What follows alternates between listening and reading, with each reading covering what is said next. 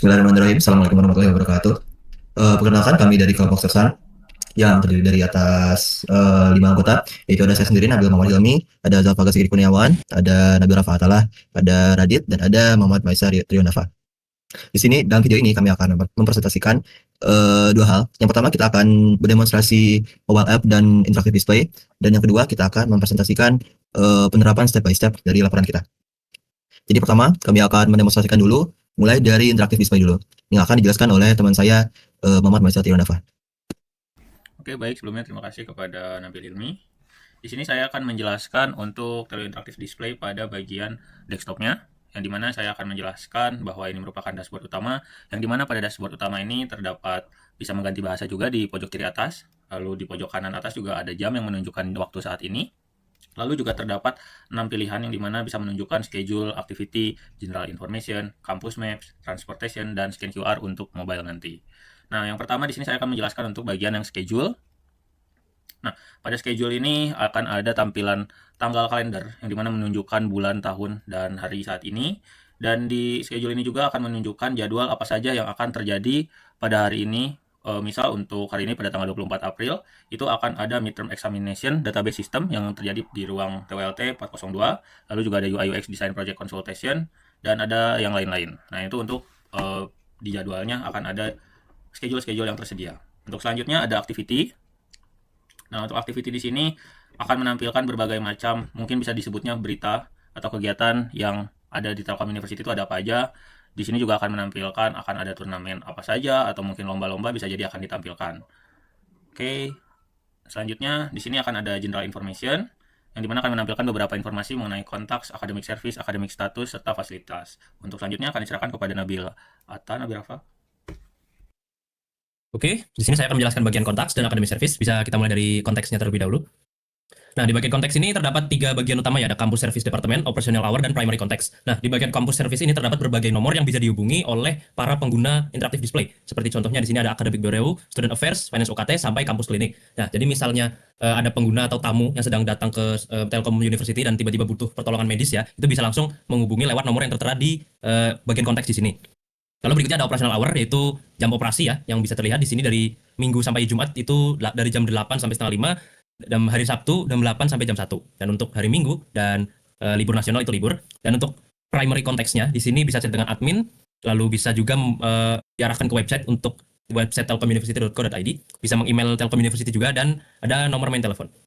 Oke, selanjutnya di sini saya akan menjelaskan bagian academic service. Nah, untuk academic service ini lebih ke bantuan untuk akademis ya.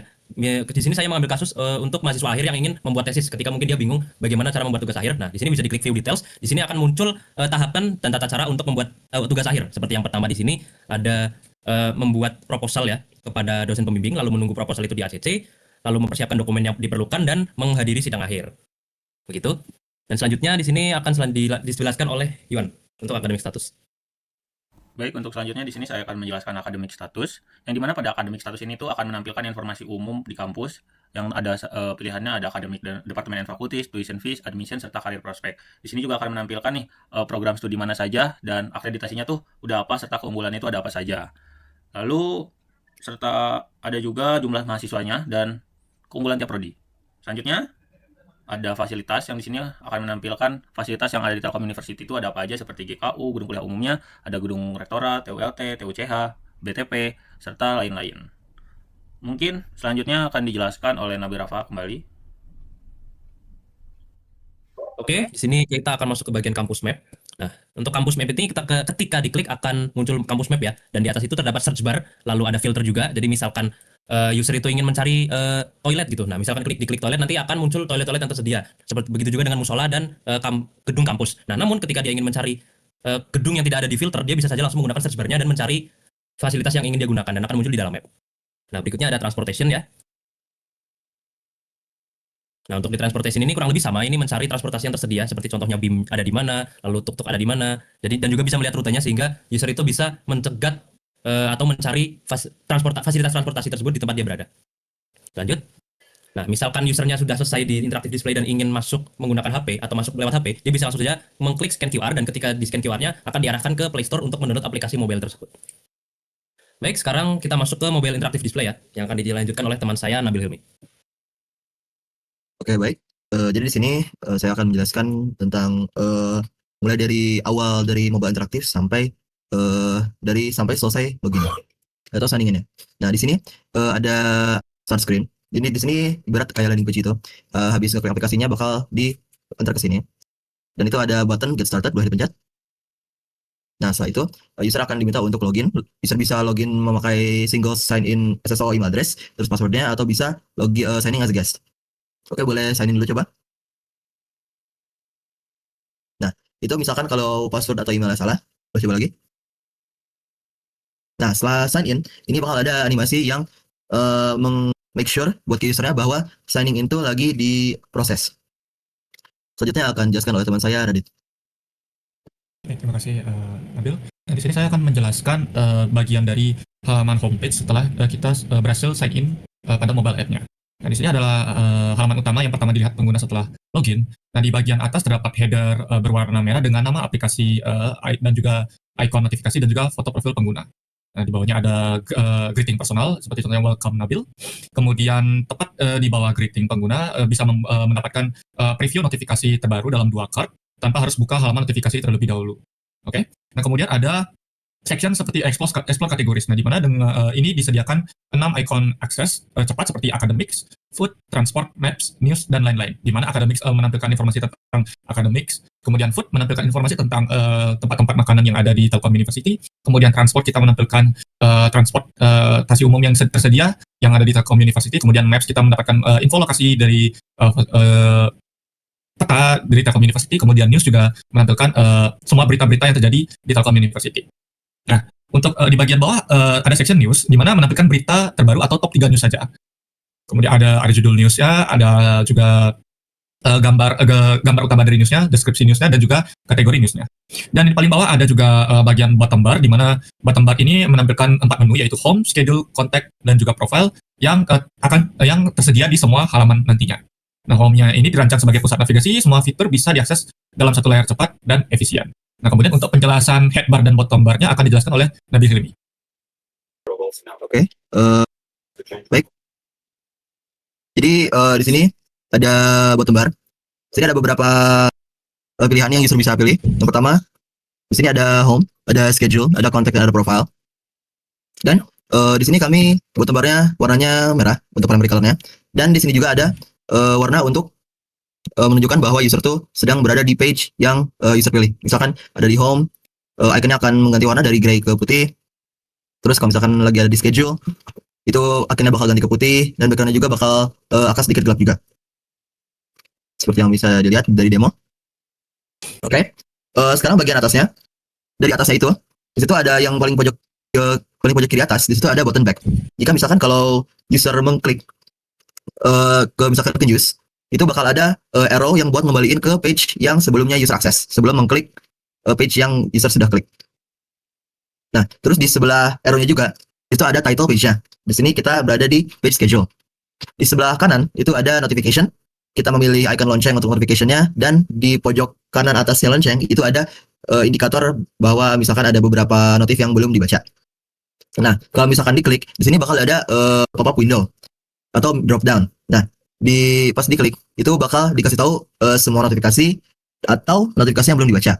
Nah, di sini kalau misalkan kita di semua notifikasi, di sini notifikasi yang sudah ada atau yang belum dibaca juga pasti akan muncul. Dan ada strip di sebelah kiri notifikasinya, itu menandakan bahwa notifikasinya itu belum dibaca sama user. Dan itu di sana ada arrow yang buat nge-close notifikasinya. Di sebelah kanan notifikasi, itu ada profile icon yang user bisa klik dan akan diantarkan ke profile settings usernya. Dan di profile ini ada beberapa hal yang user bisa lihat. Pertama, ada profile foto. Yang kedua, di situ ada nama usernya. Dan di bawah nama user, di situ ada username-nya. Dan di bawahnya juga user bisa nge-track GPA mereka, SKS yang mereka sudah lakukan, dan TAK yang mereka sudah dapat. Terus di bawahnya ada beberapa opsi, ada bisa ubah password, notification settings, language settings, help center, atau user bisa logout dari akun mereka.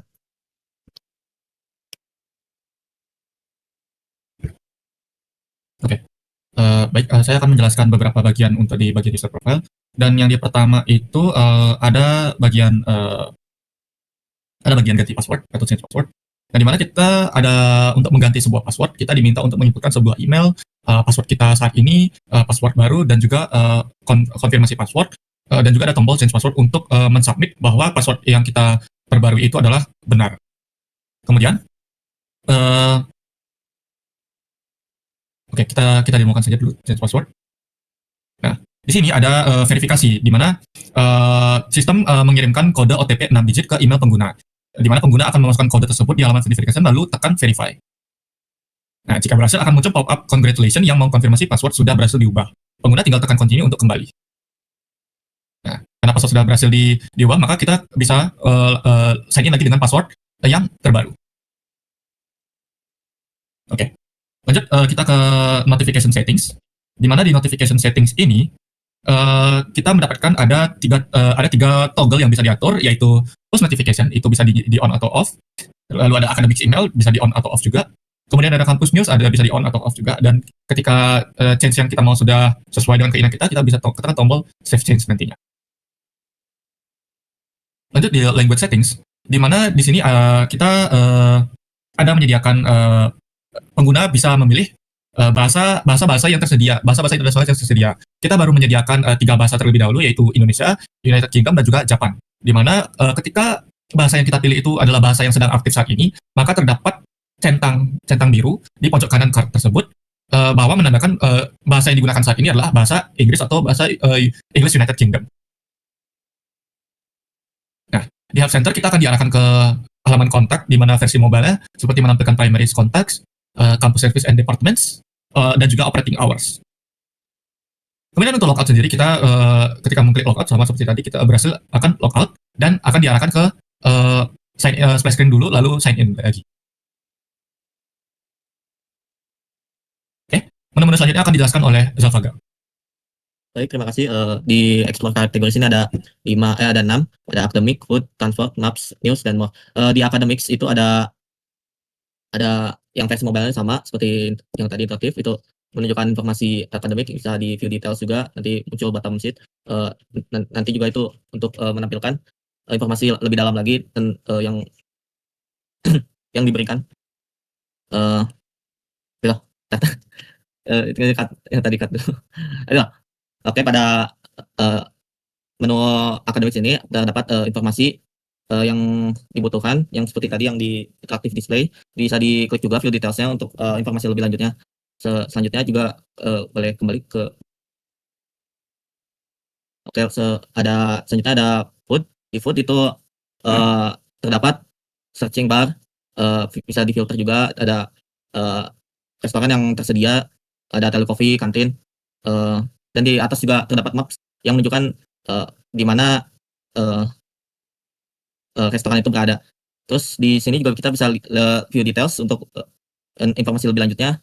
Di atasnya itu ada foto restorannya, di sini deskripsi, lalu menu apa saja yang tersedia, lalu minumnya yang tersedia di situ apa. Kita juga bisa tahu di sini lacak di mana restoran itu berada lebih detail lagi. Oke, boleh ke menu awal lagi. Selanjutnya ada transport. Di sini transport itu sama, dia tuh bisa ngelacak tuk-tuk. Kita bisa di sini juga ada buttonnya untuk mencari itu. Ntar di track tuk-nya kemana, terus ada di situ ada BIM juga untuk melacak BIM ada di mana saja. Oke, boleh kembali lagi. Selanjutnya ada maps itu untuk denah kampus. Kita juga ada filter di sini dan searching bar. Dan itu juga bisa diklik untuk informasi lebih lanjutnya. Dan terakhir ada news. Di news ini akan menunjukkan berita apa saja yang ada di kampus, itu bisa difilter sesuai kategorinya, lalu bisa searching juga sesuai judul apa yang kita ingin cari, dan ada juga tanggal, bulan, dan tahunnya, hari juga. Mungkin selanjutnya ada schedule di sini ada di paling atas itu menunjukkan kalender ini ada bulan dan tahunnya, terus di bawah itu ada tanggalnya, dan di sini ada tambahan untuk agar tidak kosong, di bawahnya itu kami menambahkan news juga agar ya tidak mungkin itu saja. Saya serahkan kepada Kang saja. Ya baik. Mungkin itu saja untuk demo dari kami, demo untuk mobile dan mobile interactive display sama desktop version buat interactive display-nya. Sekarang kami akan menjelaskan step by step dari laporan kami dan implementasinya. Saya akan serahkan kepada orang yang bersangkutan. Oke, jadi sekarang kita masuk ke step 1, bagian form. Di sini form kami alhamdulillah mendapatkan 10 responden ya. Nah, salah satunya itu merupakan pegawai Telkom, lebih tepatnya petugas helpdesk di gedung 10. Jadi data yang kami peroleh itu tidak hanya dari pengguna atau tamu, tapi juga dari pegawai Telkom itu sendiri. Dan begini untuk persentasenya ya. Persentasenya ada sekitar 70% mahasiswa dan 10% pegawai dan 20% dosen kampus. Selanjutnya untuk fakultas-fakultasnya sendiri itu ada dari Fakultas Elektro, Informatika, lalu ada S1 Teknologi Informasi, dan lain-lain. Nah, untuk pengalamannya rata-rata itu sangat 90% itu kesulitan mencari informasi kampus, lalu biasanya itu mencari kampus mostly ya itu dari website kampus, dan seberapa sering membutuhkan informasi kampus itu rata-rata lumayan sering ya. Lalu kesulitan yang pernah dialami saat mencari kampus itu sangat macam-macam ya, seperti daftar kegiatan kampus, konseling, cari jadwal, dan lain-lain. Lalu berikutnya, untuk kebutuhan dan harapan dari para responden kami itu ada diinginkan informasi yang dibutuhkan itu ada jadwal kuliah, lokasi ruangan, informasi acara dan kampus, dan informasi administrasi, dan mostly itu pengennya lokasi dan ruangan tempat gedung ya. Nah, menurut mereka itu sebuah interaktif display di kampus itu paling bagus itu ketika cepat diakses dan mudah digunakan gitu, supaya cepat dan tidak ribet ya. Untuk harapan dan dari interaktif displaynya itu macam-macam, seperti mudah digunakan, flow-nya jelas, mudah dipahami, tidak lag, sampai bisa membantu memberikan informasi yang jelas dan memberikan informasi yang merata bagi seluruh mahasiswa. Untuk perasaan dan kesulitan kampus itu mostly masih bingung ya. Dan seberapa penting keberadaan interaktif display di kampus itu mostly itu penting ya. Karena tidak semua mahasiswa atau tamu kampus itu mengerti lokasi-lokasi yang ada di kampus. Dan untuk fitur interaktif display-nya, cari lokasi gedung itu menjadi yang paling banyak ya, 70%. 70% orang tertarik menggunakan interaktif display dan 30-nya mungkin. Lalu lokasi-lokasi yang memungkinkan untuk diletakkan interaktif display itu macam-macam ya, dimulai dari pintu kampus, tempat yang paling banyak aktivitas kegiatan, dan di area lobi utama ya. Intinya tempat yang ramai gitu. Nah, untuk saran interaktif display-nya ini lumayan banyak, dimulai dari harus mudah digunakan, informasinya akurat, tempatnya di pusat kegiatan supaya mudah diakses, sampai membuat desain yang menarik supaya orang-orang itu tertarik untuk menggunakannya. Berikutnya, untuk analisis mental model. Nah, untuk analisis mental model kami ini terdapat 3 ya, itu ada resepsionis, mesin ATM, dan dashboard. Untuk mesin ATM itu, mahasiswa itu pada intinya lebih suka dengan alur yang mudah, yaitu adalah tap, pilih, dan dapat informasi. Lalu berikutnya itu adalah resepsionis, yaitu para mahasiswa lebih suka menanyakan informasi, lalu sisanya itu membantu menemukan tujuan yang dicari gitu. Lalu untuk dashboard, kita satukan ya antara persepsionis dan mesin ATM tadi. Jadilah semua mental model itu dalam kesatuan. Ada antar mutka yang intuitif tanpa banyak panduan, informasi yang real time, performa yang stabil dan responsif, desain yang mencerminkan identitas Telkom University, dan dapat digunakan oleh semua orang. Selanjutnya akan dilanjutkan step 2 oleh Yuan. Oke, baik, terima kasih. Untuk selanjutnya, di sini kita akan masuk step 2, understand business function, yang dimana di sini Interactive Display dan mobile app-nya itu dirancang buat ngedukung fungsi utama Telkom University buat memberikan layanan informasi kampus yang cepat, terpusat, dan mudah diakses oleh seluruh sivitas akademika maupun tamu. Lalu ada juga beberapa fungsi bisnis utama yang dicakup dalam sistem ini, mulai dari penyebaran informasi kampus, navigasi kampus, layanan akademik, informasi umum, kontak dan komunikasi, transportasi kampus, hingga integrasi QR Code yang menghubungkan Interactive Display dengan mobile apps.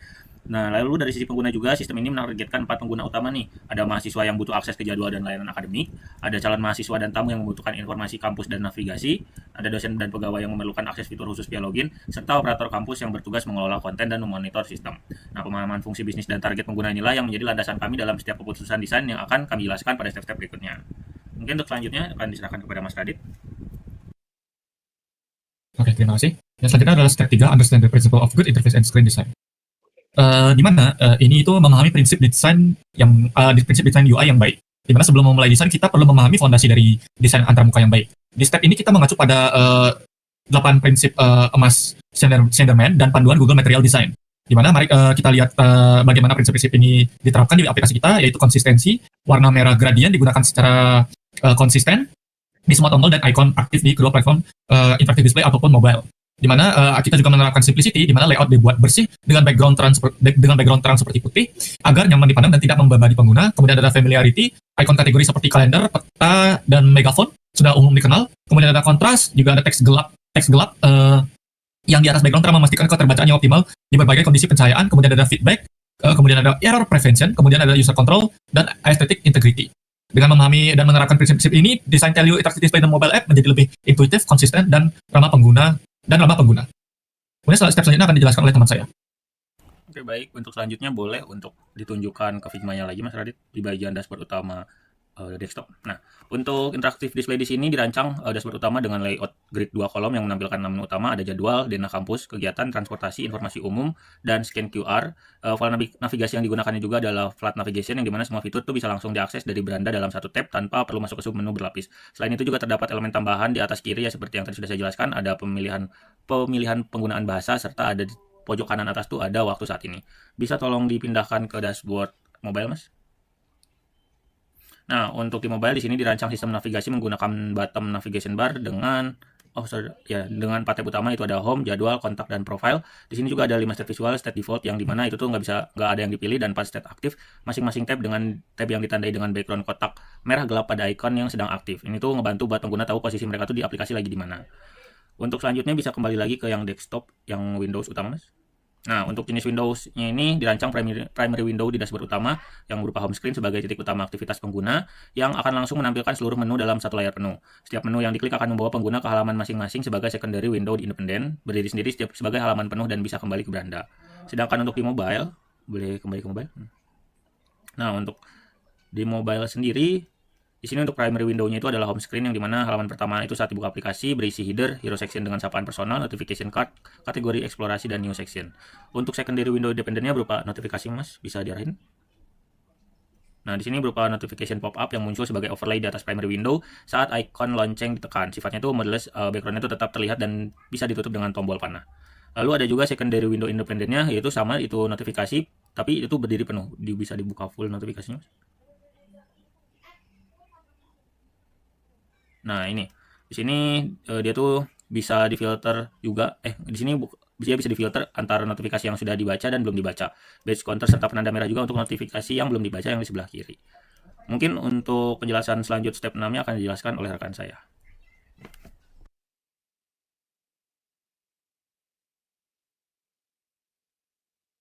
Oke, baik. Jadi di step ini di sini ada proper interaction device. Nah, jadi di interactive display dan mobile display ini, di sini ada yang namanya touchscreen kioska. Jadi di interactive display itu ayo dioperasikan sepenuhnya sama melalui layar sentuh atau touchscreen. Jadi nanti interactive display itu akan ukurannya gede dan nggak perlu perangkat fisik seperti misalkan mouse atau keyboard. Selanjutnya. Nah, di sini ada mobile app juga. Sama, kita menerapkan touchscreen.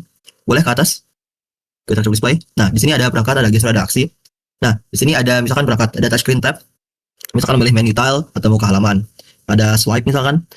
Itu misalkan menggulung content card atau halaman kegiatan. Pinch zoom untuk mengezoom atau memperbesar atau memperkecil peta kampus. Ada virtual keyboard yang on screen pada interactive display untuk input teks pada search bar daerah dan jadwal. Terus di sini juga ada kamera QR scanner untuk memindai QR via smartphone pengguna. Boleh ke bawah, Mas?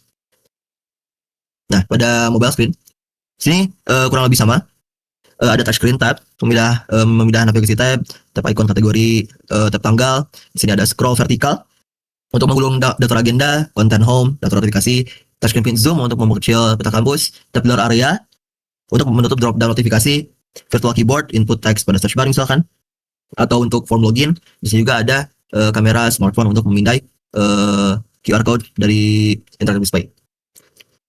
Oke, selanjutnya tahap selanjutnya akan dijelaskan oleh teman saya yaitu Atta.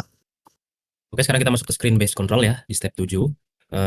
Pada interactive display ini terdapat beberapa screen based control. Mungkin Mas Radhi bisa sambil membuka prototipenya untuk bagian interactive display webnya. Nah, yang pertama itu ada icon tile 6 button di home screen, itu ada schedule, campus map, activity, transportation, general information, dan scan QR. Lalu ketika kita masuk ke salah satu page, misalnya masuk ke page schedule ya, nah itu ada tombol back di atas. Lalu sebelahnya tombol back itu ada language selector yang bisa ketika diklik akan memunculkan drop down untuk memilih bahasa yang sedang digunakan atau bahasa lain yang ingin digunakan. Berikutnya itu kita masuk ke page campus map. Nah, di campus map ini terdapat search bar ya dan juga tombol untuk filtering lokasi di bagian kiri. Berikutnya terdapat tombol untuk ngezoom dan zoom out ya di bawah kanan yang ketika diklik nanti akan yang ketika diklik plus akan mengezoom mapnya, lalu minusnya untuk mengezoom out mapnya. Begitu. Sekarang kita masuk ke mobile, Mas Radit. Oke, selanjutnya dari mobile di bagian splash ini terdapat tombol get started yang ketika di over akan menunjukkan animasi panah ke kanan ya. Dan ketika diklik, kita akan diarahkan ke form. Di situ ada tombol sign in, sign as guest, dan forget your password. Setelah kita sign in, kita akan mendapatkan loading screen sebentar. Lalu kita masuk ke home screen. Nah, di home screen ini terdapat tombol notifikasi yang ketika diklik akan memunculkan pop up. Berikutnya kita masuk ke bagian schedule ya.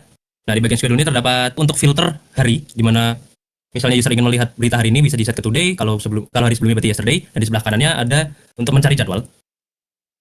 Berikutnya kita masuk ke bagian dana kampus. Nah, di Maps ini ada untuk mencari fasilitas ya, untuk tombolnya dan juga untuk search bar-nya. Berikutnya kita masuk ke bagian transport. Nah, di bagian transport ini terdapat tombol untuk find vehicle untuk mencari lokasi kendaraan yang bisa ditemukan di kampus. Oke, sekarang kita lanjut ke step 8, yaitu clear text and message. Untuk clear text and message itu penerapan teks dan pesan yang jelas sehingga user itu tahu apa yang mau dilakukan. Kita mulai dari form loginnya dulu ya. Nah, di form login itu jelas, bisa dibuka dulu mungkin Radit. Nah, untuk form login itu bisa dilihat jelas kalau ini merupakan aplikasi Telio App, lalu usernya diperuntukkan untuk memasukkan detail untuk sign in, bisa juga masuk sebagai tamu atau klik forgot password jika lupa password. Nah, misalnya kita sudah sign in, nah ketika masuk ke home, kita diberikan teks welcome Nabil, yaitu Nabil itu diambil dari nama user yang didaftarkan tadi. Kurang lebih seperti itu. Sekarang untuk step 9 bisa dilanjutkan oleh teman saya. Oke, baik. Di step 9 ini namanya ada provide effective feedback. Jadi di sini setiap tindakan pengguna pada alur login mendapatkan respons visual yang jelas sehingga pengguna selalu tahu status sistem saat ini. Jadi seperti yang demo kita tadi pada aplikasi mobile. Setelah signing in, itu ada animasi yang make sure buat usernya tuh ini proses signing in-nya lagi dalam proses. Secara visual. Ada warna bola-bola yang bergelombang kayak gitu animasinya. Oke, lanjut ke bawah. Di sini ada feedback dan notifikasi. Nah, ada badge counter merah yang seperti di gambar ini. Badge counter merahnya itu ada misalkan 67. Pada icon lonceng atau bell memberikan proaktif feedback bahwa ada notifikasi yang belum dibaca. Terus tab yang belum dibaca itu di atas di pojok kanan atasnya itu ada badge juga yang memberikan feedback kuantitatif tentang jumlah pesan yang perlu ditindaklanjuti. Terus penanda barang yang di kiri ada sedikit strip yang merah sebelah kiri notifikasi. Itu menandakan bahwa ada pesan yang belum dibaca. Jadi kalau ada strip yang merah di kiri itu berarti tandanya pesannya belum dibaca atau notifikasinya belum dibaca. Terus masih ada lagi. Dan timestamp 2 jam yang lalu itu memberikan konteks waktu yang membantu pengguna untuk memprioritaskan notifikasi. Ya, lanjut. Selanjutnya akan dijelaskan oleh teman saya. Oke, baik. Untuk selanjutnya di sini ada step 10 internationalization dan aksesibilitas, yang dimana di sini untuk desktopnya itu dirancang berupa drop-down bahasa di header yang mendukung 7 bahasa, yaitu Indonesia, Inggris, Mandarin, Jepang, Korea, Arab, dan India. Dan pilihan bahasa ini juga tidak hanya tersedia di dashboard utama, tetapi juga di setiap page child yang nanti kita kunjungi. Sedangkan untuk di mobile-nya sendiri, dirancang pengaturan bahasa dengan tampilan 3 grid bendera negara, yang dimana dia tuh mendukung Indonesia, Inggris, dan Jepang. Boleh untuk selanjutnya.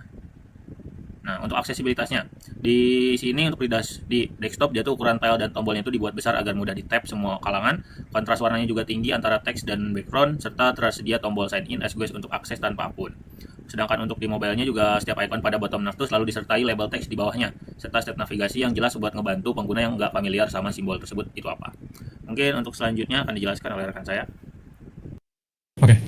Nah, untuk yang selanjutnya itu adalah create meaningful graphics, icons, and image, di mana kita di aplikasi entah itu di interactive display atau mobile apps-nya kita menyediakan icon-icon dan juga gambar-gambar yang sangat berimpact dan juga sangat bermakna. Di mana kita icon-icon dan gambar-gambar tersebut mempresentasikan fungsinya secara intuitif kepada pengguna dan dapat dikenali tujuannya di setiap menu. Nah, bahkan diharapkannya pada user tersebut bisa mengerti ketika melihat menu tersebut apa fungsi dari tombol tersebut sebelum melihat label teksnya. Contohnya kita menggunakan icon kalender untuk sebagai menu mempresentasikan menu jadwal, di mana simbolnya universal untuk jadwal atau agenda yang langsung dikenali. Kemudian ada peta yang menandakan dana kampus, kemudian ada megafon yang menandakan kegiatan, kemudian ada bus yang menandakan transportasi, kemudian ada link info untuk menandakan informasi umum, dan juga ada kotak QR menandakan bahwa scan QR mobile apps-nya. Nah, kemudian ada ilustrasi dan gambar yang kita sediakan seperti orang yang sedang bermain laptop dan juga ada orang yang sedang rapat atau sedang berdiskusi, di mana ini untuk menciptakan kesan yang ramah dan relatable bagi pengguna mahasiswa. Nah, karakternya lebih diterapkan di interactive display dan mobile app-nya. Temanya itu flat illustration dengan warna merah konsisten dan memperkuat identitas visual aplikasi. Nah, ada gambar nyata pada konten di mana kita menerapkannya di bagian kegiatan dan juga jadwal, di mana kita menggunakan foto nyata kegiatan kampus dengan logo organisasi di pojok kiri bawah setiap cardnya untuk meningkatkan kredibilitas informasi dan memudahkan pengguna mengenali kegiatannya. Nah, kemudian ada step 12 yaitu choose proper colors, dan di choose proper colors ini adalah memilih warna yang tepat untuk aplikasinya, di mana pemilihan warna bukan sekedar soal estetika, tetapi juga warna yang tepat juga bisa menciptakan identitas brand, meningkatkan keterbacaan dan memandu pengguna secara intuitif. Nah, di sini palet warna aplikasi ini terinspirasi dari identitas merah Telkom University dikombinasikan dengan warna netral yang seimbang, ada primary gradient, ada juga background light, ada juga white, ada juga light gray, dan juga accent red. Kemudian ada penerapan warna per komponen, di mana setiap warna diterapkan secara strategis ke komponen yang spesifik. Nah, contohnya seperti header mobile app menggunakan gradient merah, seperti ini. Kemudian tombol sign in dan CTA juga menggunakan solid merah, seperti Uni untuk memenuhi standar aksesibilitas. Kemudian ada tab aktif di bottom navigation, menggunakan merah gelap, agar mudah dibedakan dari tab non-aktif dan juga aktif. Dan juga ada back notifikasi menggunakan accent red utamanya, agar supaya menarik perhatian. Dan untuk text body-nya menggunakan warna hitam agar terlihat lebih lembut dan dari hitam murni dan juga tetap mudah dibaca. Baik, step selanjutnya akan dijelaskan oleh teman saya. Oke, di Saita itu ada step 13 itu organize and layout windows and page. Di pertama ini layoutnya itu ada interactive display itu. Interactive display ini menggunakan layout grid dan split pane yang dioptimalkan untuk layar besar Kioska. Di sini ada beberapa informasi, itu ada di halaman home screen itu menggunakan tipe layout full screen grid 2x3. Di sini deskripsinya itu 6 tile menu mengisi seluruh layar tanpa scroll, jadi semua pilihan terlihat. Di kedua ini ada kegiatan, itu bisa tipe layoutnya itu scrollable grid 4 kolom dengan deskripsi kegiatan dengan foto nyata, scroll bar di kanan untuk konten panjang. Yang ketiga itu ada halaman informasi umum, itu tipe layoutnya split master detail dengan deskripsi kolom kiri grid kartu program studi. Untuk program studi, kolom kanan itu panel detail yang update saat kartu dipilih. Untuk jadwal itu menggunakan tipe layout split pane dengan deskripsi ini. Panel kiri itu adalah kalender bulan, panel kanan itu timeline agenda yang dapat di scroll. Yang kelima itu data kampus, itu tipenya itu embed map full screen, itu ya deskripsinya peta Google Map penuh dengan search bar, filter yang ngambang di atas. Lalu terakhir itu ada scan QR dengan tipe layout pop up dengan deskripsi QR terpusat di layar dengan latar gelap untuk fokus. Yang kedua itu ada mobile apps. Di mobile apps ini menggunakan vertical and card base itu. Di sini juga ada beberapa halaman yang ada home, itu untuk tipe layoutnya itu full screen scroll vertikal, ada jadwal untuk tipe layoutnya itu split layout vertikal. Untuk notifikasi itu drop down overlay. Untuk tipe layoutnya selanjutnya ada transport. Tipe layoutnya itu embed map plus card list. Terakhir itu ada kontak, tipe layoutnya itu adalah scrollable list with grouping. Di sini juga kami ada prinsip organisasi layout yang diterapkan. Itu yang pertama ada visual hierarchy, itu adalah heading besar, subtext kecil, konten, dan aksi yang membuat mata pengguna diarahkan secara natural dari atas ke bawah. Yang kedua itu ada white space, yaitu adalah jarak antar elemen yang konsisten yang menciptakan tampilan bersih dan mengurangi kelelahan visual. Yang ketiga itu ada grouping, itu konten terkait dikelompokkan dalam card atau panel yang sama. Itu ada contohnya, ada notifikasi, explore kategoris, dan news. Di keempat ini ada alignment, itu adalah semua elemen yang mengikuti grid layout yang konsisten, tidak ada elemen yang mengambang di sembarangan. Yang terakhir itu ada responsive to text konteks, yaitu layout yang disesuaikan dengan ukuran layar grid besar untuk Kioska atau card stack untuk mobile. Yang step terakhir itu adalah testing. Yang pertama testing itu ada interactive display. Kami itu testing ini dilakukan tanpa responden ya, tadi yang seperti yang kita di awal tadi demo. Di sini ada beberapa skenario yang kita uji, itu ada membuka halaman utama, membuka fitur schedule, membuka fitur campus map, membuka fitur activity, membuka fitur transportation, ada membuka fitur general information, menampilkan fitur scan QR, ada navigasi antar halaman, ada juga tampilan header dan footer. Dan terakhir ada keterbacaan konten di layar. Untuk mobile testing apps-nya ada skenario pertamanya adalah menampilkan halaman get started, menampilkan login, membuka fitur schedule, membuka fitur campus maps, membuka fitur transportation, membuka fitur news, navigasi antar halaman, membuka tab kontak, membuka tab profile, dan melihat notifikasi. Selanjutnya ada mengganti password, logout dari akun, dan terakhir ada responsibilitas layout mobile. Itu semua berhasil ya. Tidak ada yang terjadi bug dan statusnya lulus semua. Mungkin itu saja dari saya kembalikan ke MC. Oke, sekian mungkin dari kami. Di presentasi ini kami sudah mendemokan mulai dari interactive display sampai dari mobile app-nya, dan kita juga sudah menjelaskan tentang laporan step-by-step-nya. Itu saja dari kelompok kami, Sersan. Terima kasih dan mohon maaf bila ada kesalahan. Assalamualaikum warahmatullahi wabarakatuh. Ajay, beres guys. Ya, Well. 8 menit.